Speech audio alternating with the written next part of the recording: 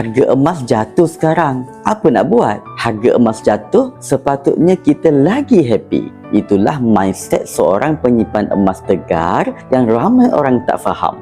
Penyimpan emas tegar ni, dia tak kisah sangat pasal spekulasi harga. Yang dia betul-betul peduli adalah tentang berapa gram ataupun berapa kilo emas yang dia dah ada. Bila harga emas naik, dia happy. Sebab apa happy? Sebab simpanan emas dia dah jadi makin mahal. Bila harga emas turun, sebenarnya dia lagi happy. Sebab dia boleh tambah kepingan emas pada harga yang murah. Dengan kata lain, pada harga diskaun. Jadi hari ini, bila harga emas macam sekarang turun di bawah daripada RM700 per gram, inilah peluang dia capai target untuk ada 1 kilogram emas untuk satu keluarga dengan jalan yang lebih cepat. Penyimpan emas tegar ni, dia tak happy satu keadaan sahaja, iaitu bila jumlah simpanan emas dia tak bertambah. Jadi, untuk tuan-puan yang tengok video ini, yang baru nak belajar simpan emas, kena letak mindset sebagai penyimpan emas tegar. Jangan kisah sangat tentang harga,